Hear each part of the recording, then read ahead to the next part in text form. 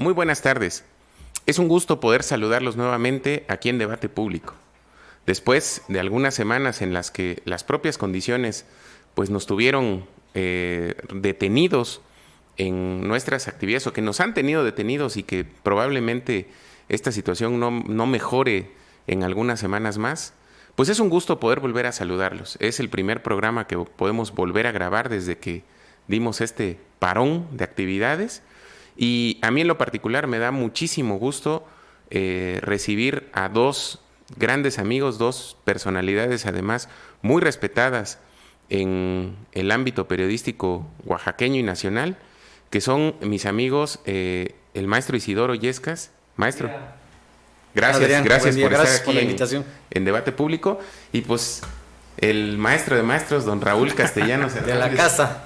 Un gran amigo, respetado, querido, admirado, a quien yo le agradezco mucho que esté con nosotros nuevamente esta tarde. Nos ha acompañado en 2, 3 ocasiones, y siempre son grandes programas cuando el dueño de la casa está aquí con nosotros. ¿Qué pasó? Lo somos todos, esta es una democracia. Gracias, gracias Adrián, siempre es un honor y un gusto estar contigo. No digo placer, porque el placer es otra cosa. Hay una confusión semántica en eso. ¿Me dejas hacer una digresión, si me lo permite? Alguna vez algún amigo, yo lo saludé, y qué placer verte. Y era un amigo intelectual, y me dice, mira, no, te debe dar gusto, hasta te puedes emocionar, puedes estar contento, pero placer no, porque el placer solamente tiene vinculación con el sexo. Entonces yo no te puedo dar esa satisfacción. Perdón por la digresión, pero bueno, siempre es un gusto estar con ustedes, y más con mi amigo Isidoro, gran amigo de tantos años.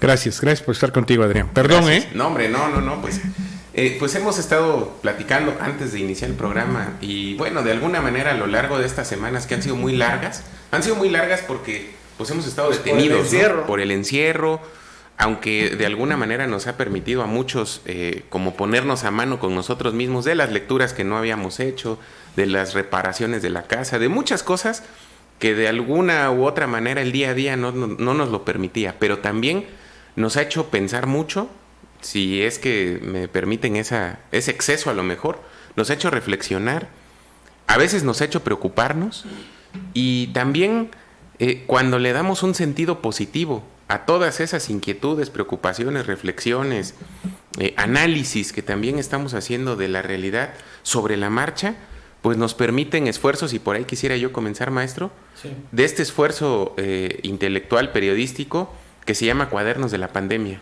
¿Qué es? Bueno, es un proyecto efectivamente de corte, con la pretensión de ser más de corte periodístico, aunque es un proyecto en donde es plural, para remarcarlo, es importante, donde colaboran compañeros académicos, sociólogos, antropólogos, economistas, periodistas de medios locales y medios regionales, profesionistas que pues les gusta escribir, que no son muy asiduos a estarlo haciendo en medios o en redes, pero que conocen del tema, porque muchos de ellos son médicos, ¿no?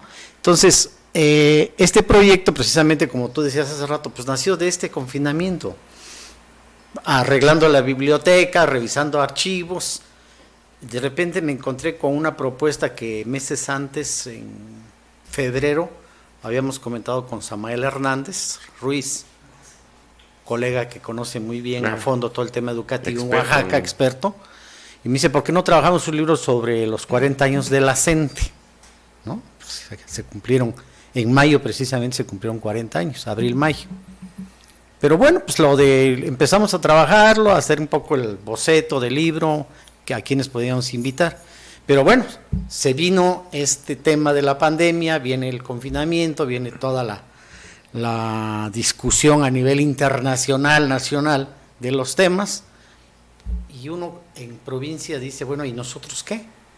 ¿Cómo, primero, reflexionar sobre este fenómeno tan grave, tan crítico, que está revolucionando nuestra vida personal, colectiva, que está afectando nuestra salud, que está afectando la economía de miles de familias, ¿no?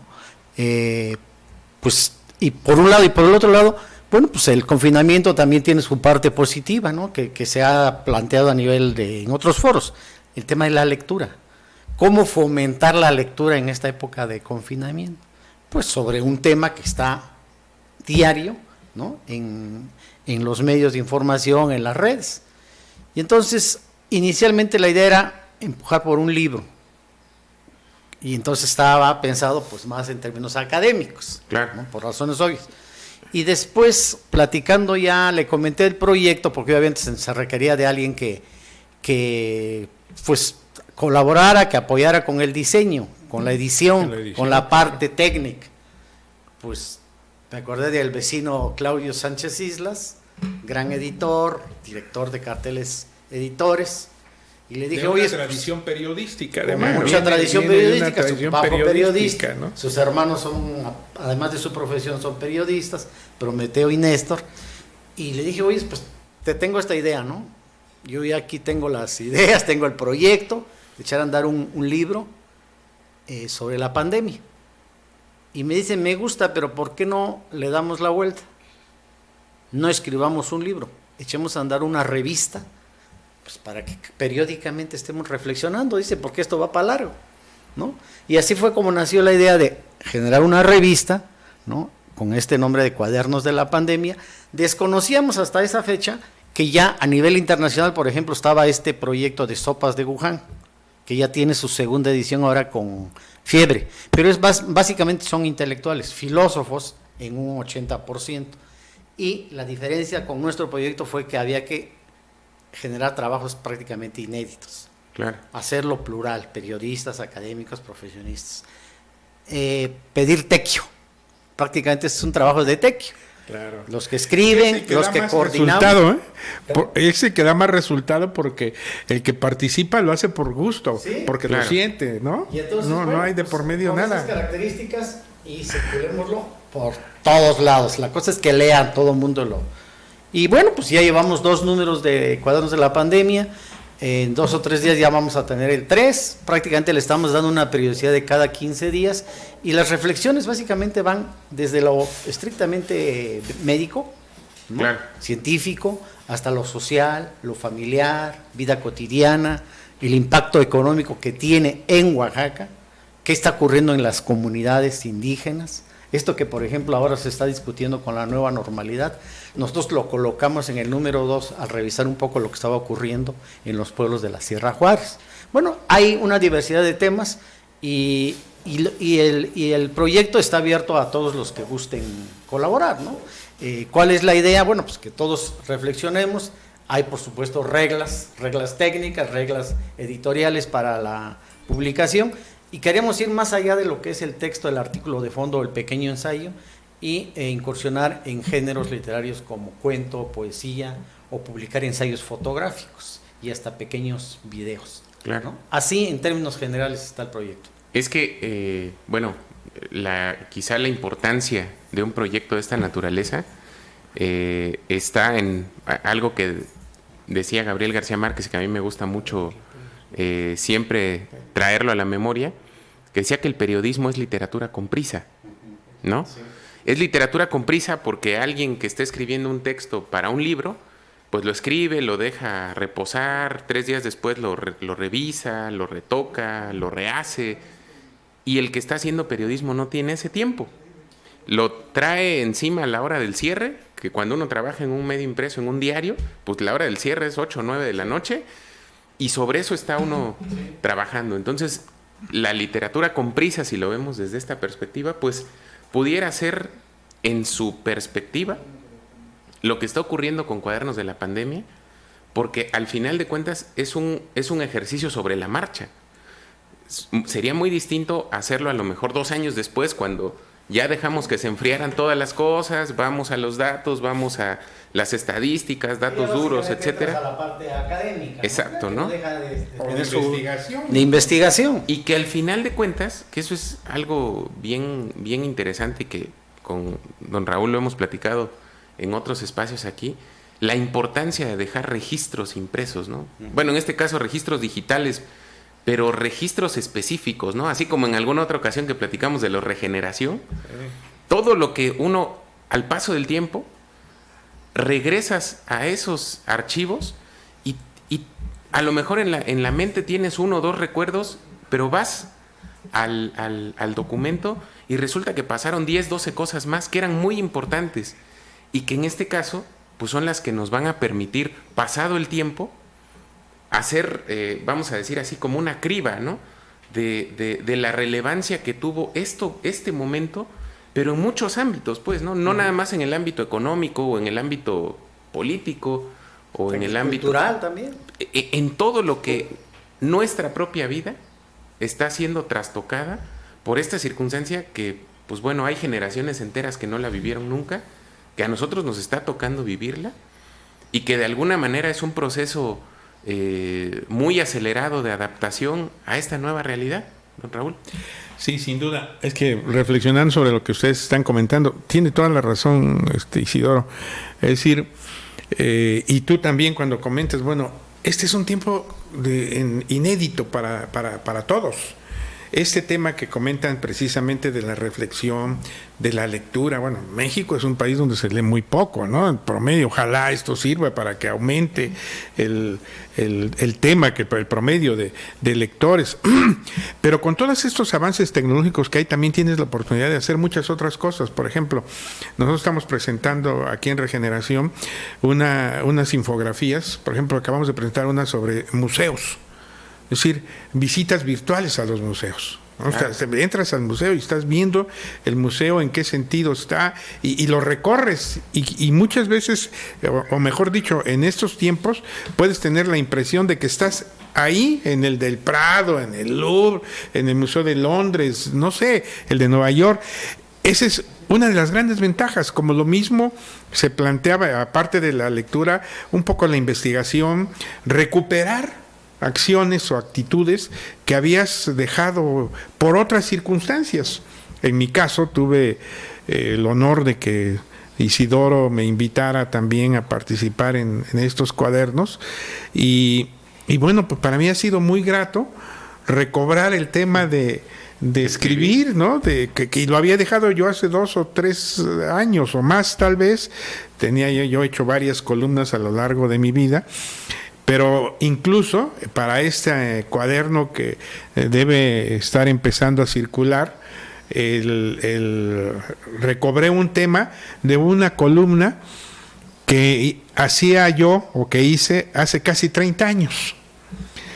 Porque cuando iniciaron el semanario Cambio, en el que también estaba Isidoro, de la década de los 90, estaba Víctor Ruiz Arrazola, Paco Pepe, Claudio Sánchez también. En esa, se me ocurrió en aquella ocasión hacer una columna que le llamé Conversaciones con Garganta Abismal, que eran precisamente una serie de conversaciones con un personaje imaginario o real. A veces las cosas surgían de conversaciones con otros amigos, con compañeros, otras veces tú mismo dejabas volar a la loca de la casa, la imaginación.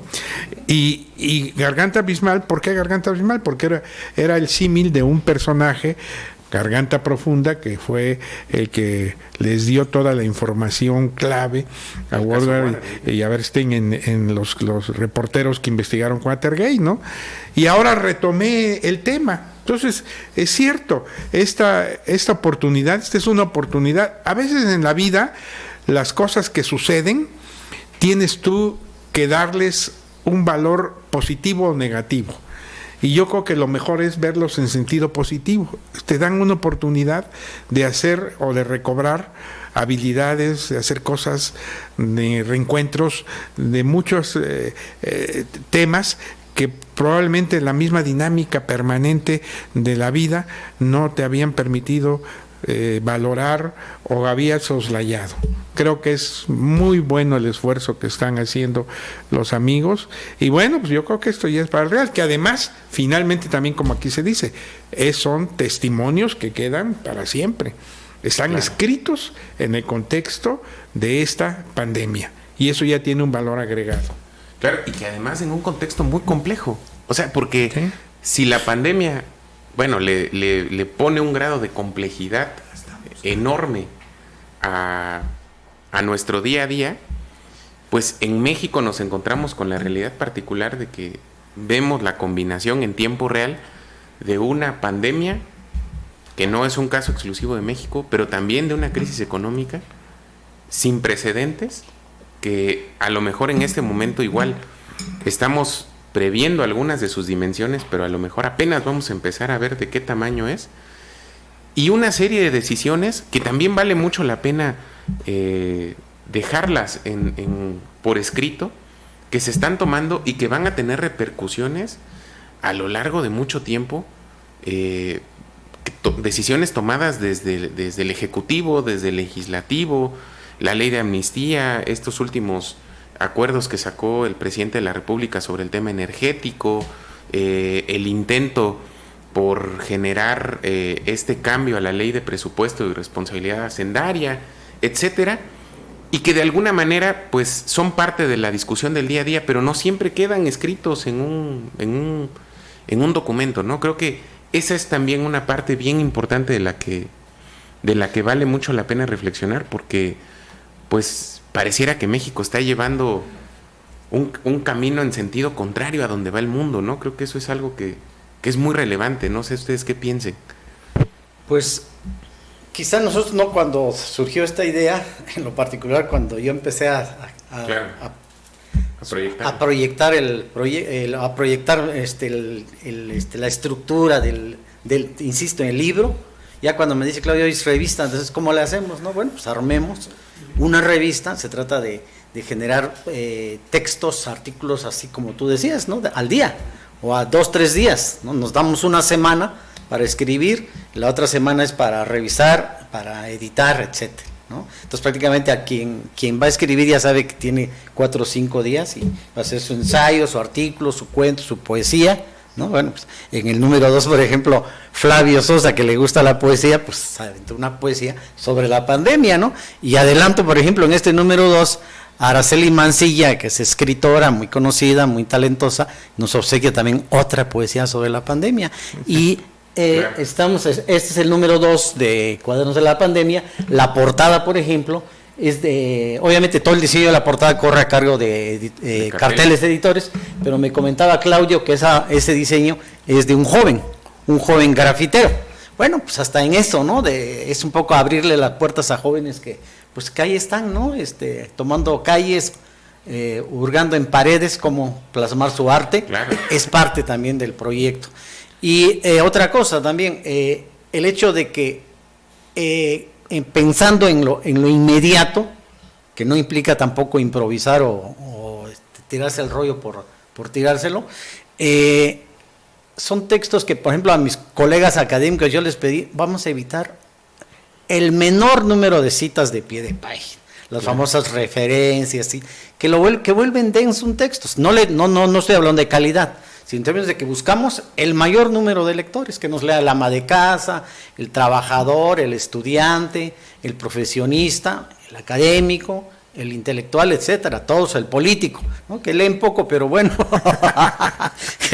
hasta donde pueda, hasta donde les dé tiempo leer en esta pandemia. Supongo que también algunos están en confinamiento, ¿no? Porque pues la administración, por lo menos la administración pública estatal está semiparalizada. Aunque escuché por ahí una declaración que decían que el Plan Estatal de Desarrollo va al 100%. Yo dije, ¿cómo le hacen? ¿Cómo le van a hacer si está la administración pública estatal parada? Bueno, es otro tema. Me parece que ahí vamos a tratar de llegar hasta donde los esfuerzos de todos, desde los coordinadores y de los colaboradores nos dé, y al final de la primera etapa, porque el coronavirus llegó para quedarse. Pues la idea es reflexionar en un libro, ahora sí, ¿no? Compilar parte de estas experiencias, de esta memoria, y ahora un libro para reflexionar en pasado, y yo creo que en prospectiva, porque Oaxaca en especial es una de las entidades más vulnerables. Está ya muy, muy claro eso, no solo en lo sanitario, no solo en el aspecto de la salud, también en el aspecto económico, en el aspecto de su gobernabilidad, en el aspecto de su propia clase política, que no ha entendido, que es otro tema importante para reflexionar. ¿Qué están haciendo en esta crisis los partidos políticos, los líderes de las organizaciones sociales, los líderes sindicales. No vemos, están ausentes, ¿no? Al gobierno mismo le cuesta trabajo sobrellevar esto y toma decisiones apresuradas, luego se recula, etcétera. Esas son las cosas que tenemos que pensar, porque bueno, estamos pensando ya muchos o más bien sobre todo los partidos políticos, los aspirantes a cargos de elección popular, están pensando ya en el 2022, pero la pandemia obviamente tiene que los tiene que obligar a reflexionar. ¿Qué quieren para el 2022? Claro. O sea, ¿qué tipo de Estado? ¿Queremos seguir teniendo este Oaxaca saqueado permanentemente por gobiernos que, independientemente de los partidos políticos, llegan y saquean el presupuesto público y no hay bienestar, no hay empleo, que es ahora un tema gravísimo, Oaxaca con economía informal, todos estos temas, el tema del sistema de salud, después de una década de saqueos al sistema de salud en Oaxaca, que ahora sí vamos a recomponer Oaxaca en ese sentido, va a haber rendición de cuentas, va a haber transparencia, hay muchísimos temas por reflexionar. Pero yo aquí apuntaría algo, Isidoro, en lo que tú estás planteando. Cuando tú enumeras toda esta serie de circunstancias que están ocurriendo, que de alguna manera ya muchas estaban presentes, sí, y que se han venido a agudizar, sí, con la crisis de la pandemia, yo estaba ahorita que te escuchaba reflexionando, bueno, ¿estás hablando de Oaxaca o estás hablando del país? Claro, porque ¿no? Sí. Porque Al final todo es un lo que reflejo, lo que tú estás planteando, bueno, es válido, sin duda. Hay vacíos, hay decisiones que pueden ser tomadas en la coyuntura y no ser las más acertadas. Pero vuelvo a repetir, sí, creo que es el país el que está atravesando una circunstancia muy especial. Porque cuando tú hablas de la informalidad, bueno, a ver, Iztapalapa, compañeros, ¿no? Es decir, por favor, la Lagunilla, la Cuauhtémoc, Tepito, en la Ciudad de México, pero lo mismo Tijuana, claro, la zona. Algunos más, algunos menos. Muy pocas menos, Isidoro, en el país que no tienen eso. Y lo comentábamos hace rato cuando fuera de cámaras, cuando platicábamos antes de entrar al programa. En este tema ahorita, por ejemplo, del reinicio, de la vuelta a la vuelta a la normalidad, ¿cuántos estados regresaron? Que se plantearon, exacto, ¿no? ¿5 o 6? ¿Y cuáles son esos 5 o 6 que tienen El condiciones norte específicas? A lo mejor entre norte y centro, centro, donde hay infraestructura que donde hay industria, donde hay industria, donde no hay tanta informalidad, donde se ha permitido el desarrollo, donde las empresas transnacionales, como la quieras ver, yo soy antitransnacionalista por vocación, pero definitivamente tienen mejores condiciones para atender estos temas de prevención. Pero si hablas del sistema de salud, el sistema de salud estaba quebrado desde antes que entraran el tema del coronavirus. El tema del coronavirus vino a ser la puntilla. Sí. La puntilla del tema. Y luego, las políticas públicas que desde el ámbito federal se han intentado estimular. Y mira, yo siempre he coincidido con que nuestro país requiere, y sigo pensando, que requiere de un gobierno con una visión liberal, democrática, socialdemócrata, como tú la quieras poner, de izquierdas, si vamos al contexto ideológico, que ya el contexto ideológico está un tanto superado por la globalidad. Pero dentro de ese contexto me parece que se han adoptado medidas que van a contracorriente precisamente de lo que podría esperarse en estos momentos. Entonces, sí, cuando tú dices y enumeras, yo lo pongo parejo, claro, lo generalizo. Quizá con el agravante de que en Oaxaca, un estado pues históricamente pobre y saqueado, le pegan más estos problemas, es decir, le pega más la economía informal, porque además los sueldos son muy bajos, los ingresos son muy bajos, no tenemos industria, la industria del turismo está quebrada ahorita. Bueno, lo que pasa es que quebrada. Oaxaca depende fundamentalmente de la industria turística y de las remesas. ¿Sí? Porque aquí no es un secreto a voces y lo ha declarado el mismo ámbito gubernamental. Bueno, el presupuesto de Oaxaca que se aplica, pues no sé, más del 80% o tal vez más, procede del ámbito federal. Sí, dependemos de la federación. Es decir, aquí no hay sí, nosotros no podemos separarnos de la federación porque no tenemos de dónde. Y yo te diría, por ejemplo, también dentro de las contradicciones mayores, es decir, el tema eólico o Oaxaca tenía un desarrollo en la región del Istmo importante, con sus asegúnes, evidentemente, porque como siempre ha dicho, o como decía un político oaxaqueño, un exgobernador que recuerdo que alguna vez dijo, en Oaxaca el índice de políticos por hectárea es como de 20,000 por hectárea, ¿no? O más. Entonces, todas las cosas están sujetas muchas veces a intereses, eso no lo vamos a descartar ni a poner en duda, pero finalmente, ¿qué está pasando? ¿Qué está pasando con estos temas que pudieran haber propiciado el desarrollo? ¿Pemex va a ser nuestra solución cuando están los precios del petróleo? No va a ser Pemex, pero tampoco va a ser el transísmico, que eso es otro mito.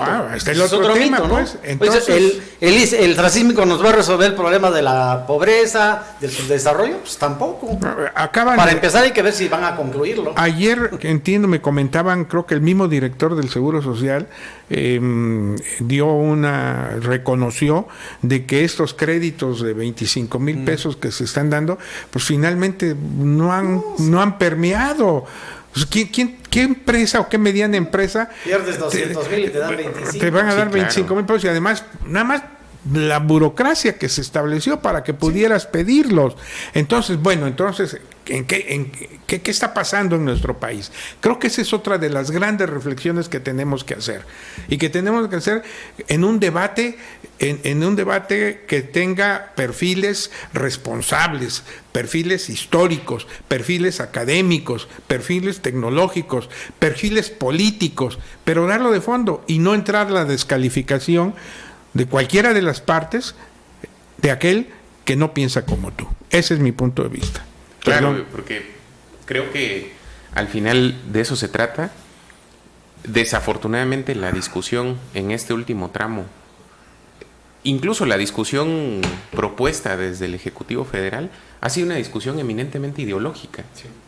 Que estás conmigo o estás contra mí, todo está planteado a la luz de planteamientos, insisto, ideológicos, que no pasan por los planteamientos técnicos, científicos, académicos, políticos, etcétera, y que desafortunadamente al quedar fuera todo eso, pues resulta que entonces nada más terminamos en una discusión permanente de buenos contra malos, de liberales contra conservadores, además en una discusión bastante contradictoria, porque en realidad tendríamos que entrar en una discusión de conceptos a lo mejor para saber exactamente qué era un liberal y un conservador en el siglo XIX y qué serían ahorita, ¿no? O sea, en este contexto actual, ¿no? Entonces creo que es pertinente de que con todas las reservas y con todos los cuidados que podamos tener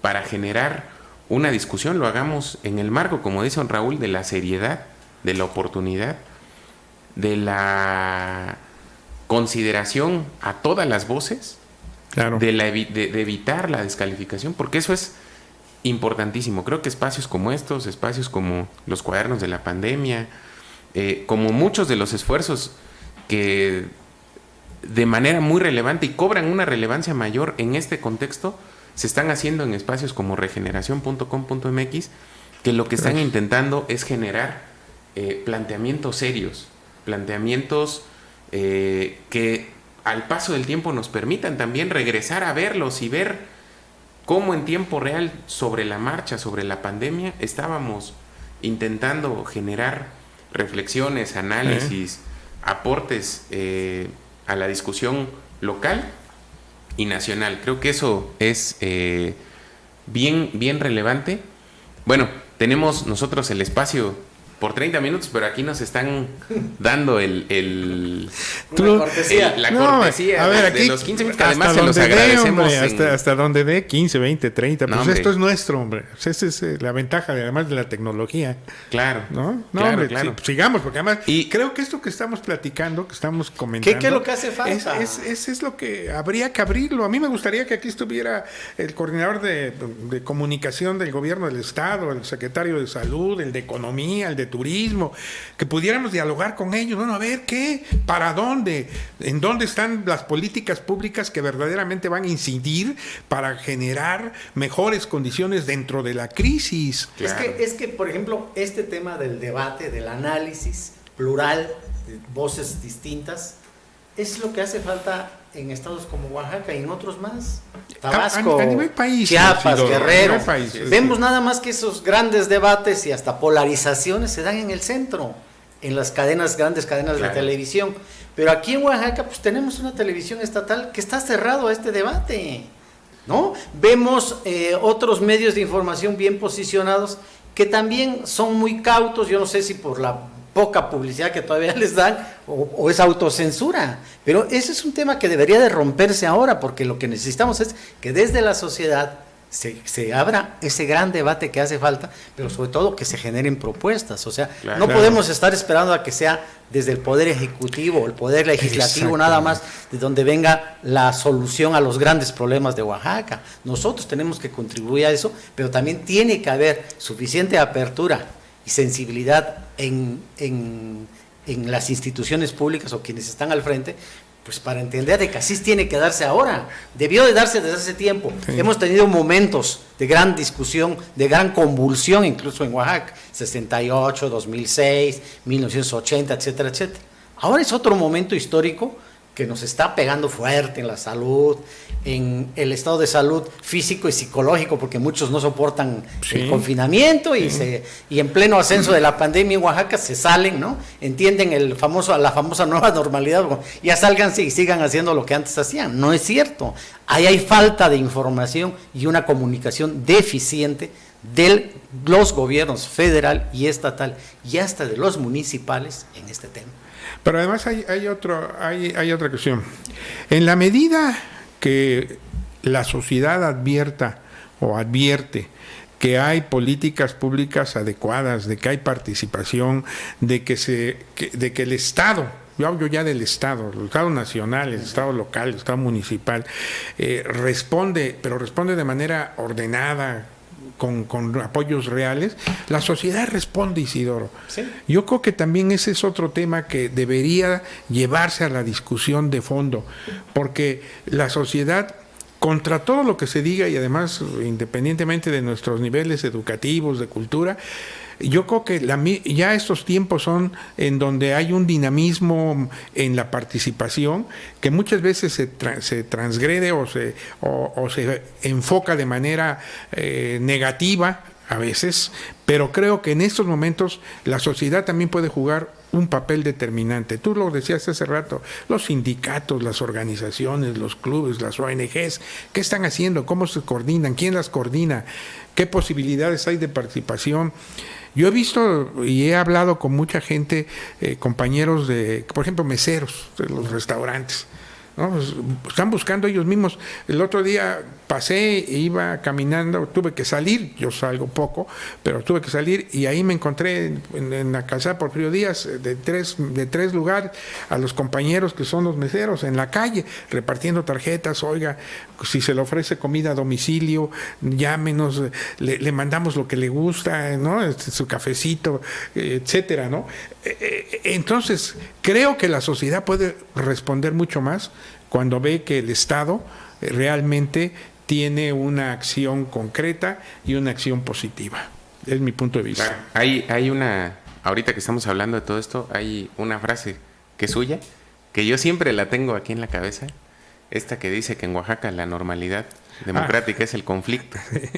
Y creo que viene mucho a colación esa frase porque, pues bueno, la propia crisis sanitaria de alguna manera desmovilizó muchas de las formas tradicionales de resolver conflictos en Oaxaca, pero no significa que estén resueltos, no significa que estén atendidos, simplemente están esperando otro momento. Entonces, quizá otra de las preguntas relevantes en el ámbito de la gobernabilidad, de la relación con las organizaciones sociales, sería saber qué está el Estado oaxaqueño, qué está pensando con relación a la conflictividad normal, vamos a decirlo de esta manera, que en este momento está detenida, pero no está desaparecida, ni está resuelta, ni tampoco significa que no vaya a surgir cualquier día de estos. Está en modo pausa. Está en modo pausa y nos podemos ir desde el gran tema de Oaxaca, que es la sección 22,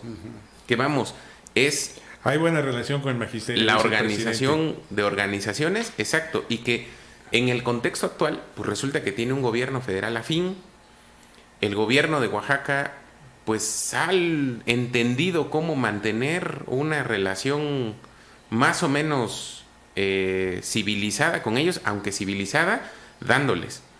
Porque hace pocos días escuchábamos que acaban de regularizar a 2,000 y tantos normalistas que demandaban su plaza, que en el gobierno anterior se les dijo, en la administración federal anterior se les dijo que no se iba a normalizar. Que esto tiene que ver mucho con las políticas federales. Y que tiene que ver con las políticas federales, exactamente. Digo. Pero vamos, que al final de cuentas, esa es una. Pero sabemos que en Oaxaca debe haber 500, 600 organizaciones sociales, algunas con cierta justicia, algunas con mucha voracidad, pero que de alguna manera... Más, ¿no? Esa es la otra industria oaxaqueña. Que lo dicen los mismos que la han encabezado, la industria del chantaje, ¿no? Sí. Fíjate que, perdón Adrián, tú estás tocando un tema que está ahorita, en estos días, en los medios nacionales. Este concepto de nueva normalidad, muy discutida, ¿no? Bueno, entonces, ¿cuál es la vieja? Bueno, algunos sostenemos que no ha sido ni vieja ni nueva, ¿no? Lo que pasa es que en el caso de Oaxaca lo que ha existido es anormalidad democrática, no normalidad democrática, porque en el caso de Oaxaca, y es un tema, por ejemplo, que tiene un espacio muy importante en este número 3 de Cuadernos de la Pandemia, la discusión sobre la nueva normalidad. ¿Qué va a ocurrir en Oaxaca? Independientemente de este plan del gobierno federal de los famosos 203 y luego 213, ni en eso se pusieron de acuerdo. Los 203 de la Esperanza. Sí, los 103 de la Esperanza, que luego se volvieron 213 y que luego 179, nunca se pusieron de acuerdo ahí el gobierno federal, el gobierno del estado con las cifras. Total, que la buena noticia es que Oaxaca no va a ingresar a la nueva normalidad, porque siempre ha vivido de la vieja normalidad. Claro. Entonces nos quedamos en el famoso semáforo amarillo, ¿no? Es decir, con nuestra lucha, casi cada quien, desde su colonia, desde su casa, desde su municipio, pues para sobrellevar esta pandemia, porque los famosos decretos del gobierno pues no se cumplen, ¿no? Cubrebocas que ofrecieron regalar, no hay. Sana distancia no se cumple al 100%, el confinamiento tampoco. Oaxaca parecería que ya está regresando a sus actividades no esenciales. Pero eso es general. Sí, es esencial. Sí, pero en Oaxaca preocupa. Bueno, claro, nos preocupa por oaxaqueños. Porque, pues, volvemos al tema de salud, pues ya sí. El hospital de especialidades ¿cómo se llama? 3 hospitales ya están colapsando. Sí, o sea, nos estamos quedando sin la posibilidad, el de alta especialidad. Se está habilitando el del hospital civil, pero luego los conflictos sindicales que no dejan de estar aflorando. Entonces, aquí iba yo, que más allá de esta coyuntura de la nueva normalidad, el concepto es más amplio. Es decir, ¿qué va a pasar en Oaxaca después de esta crisis? Crisis. Cuando volvamos... Va a cambiar el modus operandi de los partidos políticos. Van a dejar de estar repartiendo despensas a costa de las necesidades de la gente. Yo creo que no. No, ahí están los aspirantes a reelegirse como presidentes municipales, más que preocuparse por la generación de empleos, están regalando despensas, ¿no? ¿Por qué? Pues están pensando en su reelección, no están pensando en el bienestar de los oaxaqueños. Que a eso iba yo, y qué bueno, ya lo tocaste, es decir, precisamente el tema político, ¿sí? Que subyace. Aquí sí ya podemos entrar no solo en el ámbito federal, sino también en el ámbito estatal, porque también en el ámbito federal los posicionamientos de Ricardo Monreal, un poquito el hacerse para atrás que yo he visto de Marcelo Ebrard, ¿no? Es decir, como midiéndole el agua a los temas. Por ahí hubo un medio internacional, no recuerdo si fue el New York Times o El País, cuál fue, que ya hablaba de diferencias de concepción entre la jefa de gobierno Sheinbaum y el presidente de la República. Y el tema político siempre va a estar presente en la nueva o en la vieja normalidad. Aquí el gran debate es cómo va a incidir en la nueva normalidad que se parezca a la anterior o la que surja. Porque, por ejemplo, en Oaxaca... O todo va a ser gato pardo, ¿no? Y en Oaxaca, a ver, vamos, en este artículo, bueno, en esta colaboración que hice para Cuadernos de la Pandemia, que debe salir, bueno, debió haber salido ayer, ¿no? Sí, porque pero hoy es miércoles, estará saliendo hoy, yo creo, ¿no? Este cuaderno. Espero que sí. ¿No? Hoy miércoles o mañana jueves, en ese contexto. El tema fundamental, uno de los temas que yo abordo es precisamente el tema de la designación de la senadora Harp como representante del gobierno federal en Oaxaca, ¿no? Sí, yo lo planteo. Para mí tiene un aroma electoral. Un aroma electoral, un tufo. Un aroma electoral, ¿no? Por ponerlo en términos agradables, un aroma electoral. Y incluso ahí hago algunos planteamientos precisamente que creo que tendrían que ser tomados en cuenta por la misma senadora Harp en función de sus parentescos, ¿no? Porque ahí está, porque ese es otro tema. Ahí están las actitudes de los Salinas Pliego, ahí están las actitudes de algunas transnacionales, ahí está. ¿Dónde están los del Fobaproa que se llevaron miles de millones de dólares, tanto por la venta el rescate de los bancos, la condonación de impuestos en el tema específico del Fobaproa y en el caso concreto de Banamex y los principales accionistas, uno de ellos Alfredo Harp, que se llevaron miles de millones de dólares también cuando vendieron a Citigroup Banamex? Entonces, hay debates que hay que dar acá. Entonces, estoy de acuerdo contigo. Yo creo que si no están conscientes los políticos que aspiran a las reelecciones de que tienen que cambiar sus formas y que tienen que dar resultados, esto va a tener otros matices. Además, hay otro elemento que vale mucho la pena verlo en el corto y mediano plazo, o en el mediano y largo plazo. Ahorita que hablaban del regreso a la nueva normalidad, hubo un detalle que yo he insistido en algunos textos que he escrito a lo largo de estas últimas semanas, de la relevancia que se le ha dado o la responsabilidad que se le ha dejado a los pueblos indígenas. ¿Por qué? Porque, por ejemplo, muchas de las comunidades que entraron en los municipios de La Esperanza fue porque ellos en su asamblea comunitaria decidieron cerrar sus accesos. O sea, dijeron, nadie entra y nadie sale. Y yo sé de varios casos de gente que se quedó o ya no pudo entrar y eso ya no pudo salir. Y eso fue bueno. Eso fue bueno. Es parte de lo que tú decías precisamente, claro, de por qué hoy no está Oaxaca, esos municipios, por qué no están en la normalidad. Se opusieron. Claro, se opusieron. Y lo hicieron con base en sus determinaciones de asamblea. Sí. Y hubo por ahí otra discusión en los ámbitos un poco más jurídicos que decían, bueno, ¿y esto es legal? ¿Es constitucional? Sí, la propia Subsecretaría de Gobernación. La propia Subsecretaría de Gobernación en algún momento dijo, bueno, es que esto puede estar violando los derechos humanos. Yo escribí siempre por ahí ha sido el debate ese del tema de los usos y costumbres, el tema de los derechos humanos. Yo escribí por ahí la mujer, etcétera. Un texto en donde trataba yo de explicar que en el derecho consuetudinario, en el derecho indígena, prevalece el interés colectivo sobre el interés personal. Entonces ahí dicen, si van a sufrir 5 pero vamos a salvar a 200, que sufran, entrecomillado, ¿no? Entonces le dejaron esa responsabilidad en un primer momento a los pueblos indígenas. Actuaron y el resultado ahí está. No es victoria para nadie más que para las propias comunidades. Sí. Hoy en día, el domingo en la noche, el gobernador salió a decir que Oaxaca no entraba a la nueva normalidad, que se mantenía Oaxaca en el semáforo amarillo y que las comunidades, era parte del mensaje, tomaran las decisiones que tuvieran que tomar para determinar su relación, o sea, sus actividades que podían o no realizar. Esto lo vemos, esto no se le ocurrió, vamos a decir así, según mi percepción, al gobierno estatal. Esto es resultado de que el gobierno federal, en el decreto que emitió la semana pasada sobre la vuelta a la nueva normalidad, pues no dijo que había alguna cuestión obligatoria, todas las dejó como potestativas para las entidades federativas. Es decir, el gobierno federal se lavó las manos, dijo, pues miren, estas son mis recomendaciones, pero cada gobierno estatal tome las decisiones que quiera. yo no le voy a imponer a nadie nada, que es muy el tema de Andrés Manuel. No voy a usar la fuerza, no voy a obligar a nadie, no voy a hacer esto, no voy a hacer lo otro, pero en realidad no está haciendo nada.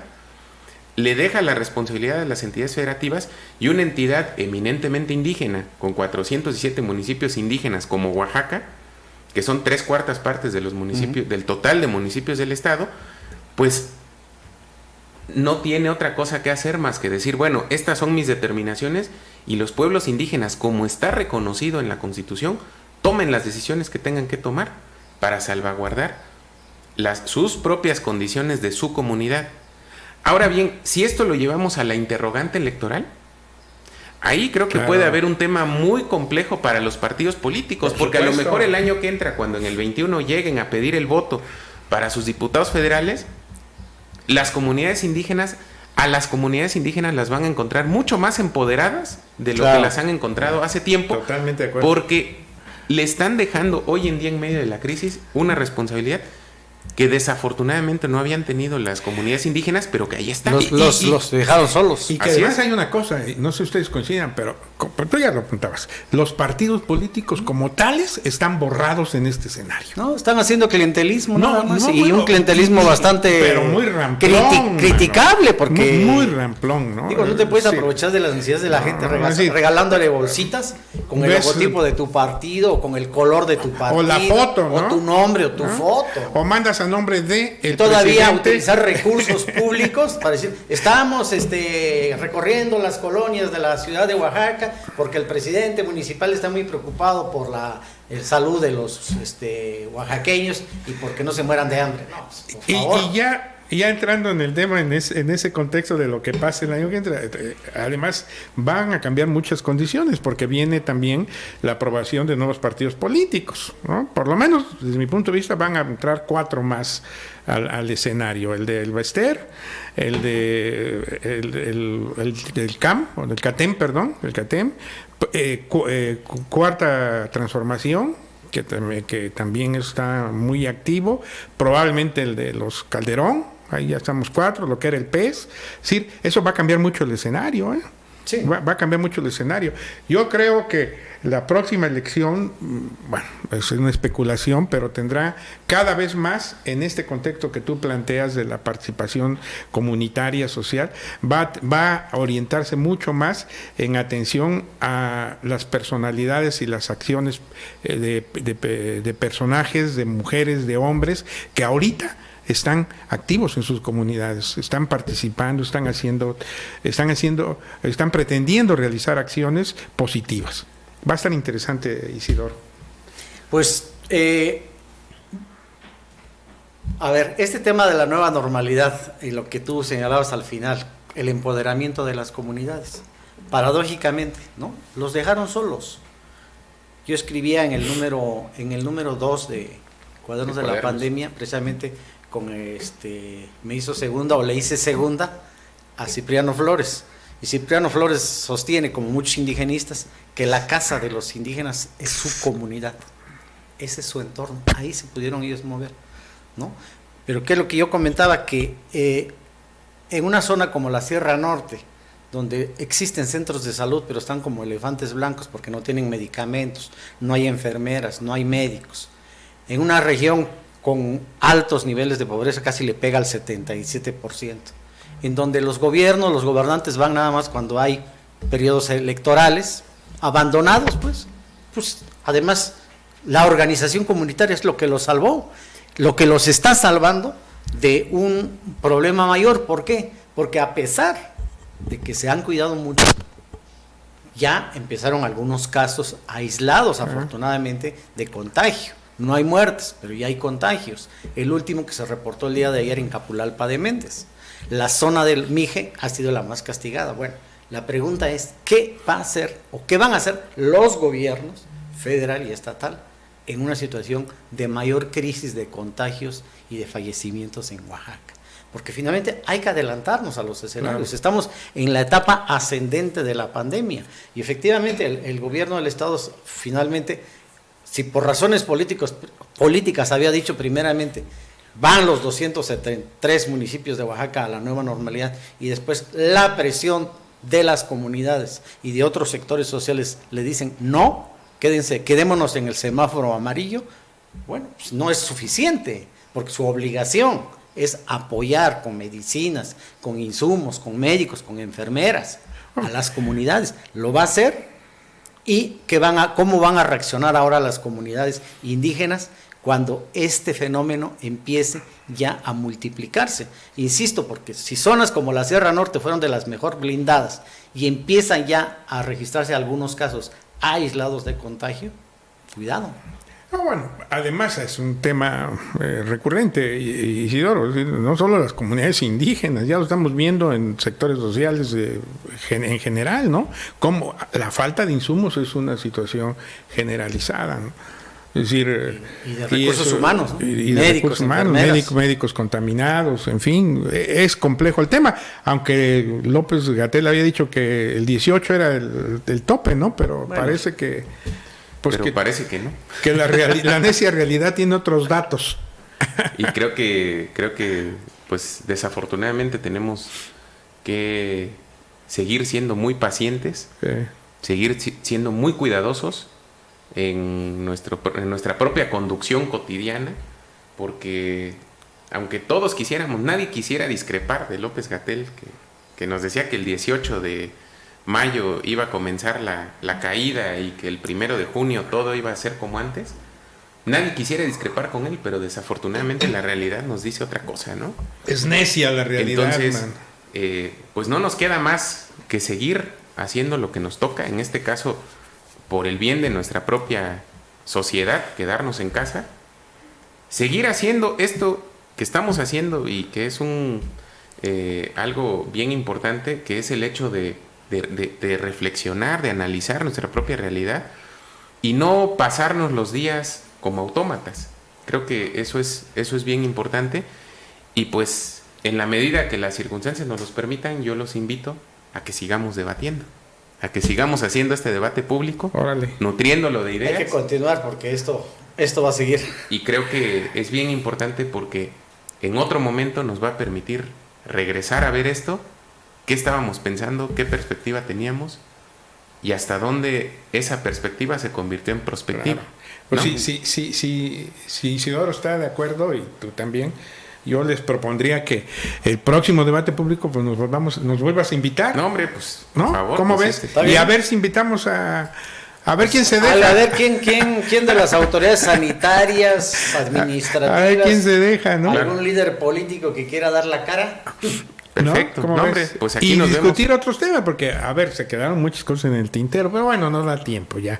Pero a mí me hubiera gustado también entrar a otros temas de carácter nacional que han tenido repercusiones que se han dado también dentro de la pandemia. Por ejemplo, el tema de Baja California, de la decisión de la Suprema Corte de Justicia con relación a la ley Bonilla, ¿no? Además, ese es un gran tema. ¿No? A mí sí me gustaría que la próxima semana, es más, lo dejáramos apuntado. Lo dejamos apuntado, Porque se habló mucho de este concepto que se llama fraude a la Constitución, sí, que además Andrés Manuel había hecho 3 días antes, bueno, no 3 días antes en concreto, pero muy poco tiempo antes, un intento muy similar al de la ley Bonilla con el tema de la ley de presupuesto y responsabilidad hacendaria. Entonces, creo que sí vale mucho la pena. Hay mucha gente, incluso yo tengo amigos abogados, que ese concepto de fraude a la Constitución como que dijeron, ¿qué onda? ¿Esto qué es, pues, no? Sí. Vale mucho la pena tratar de explicarlo.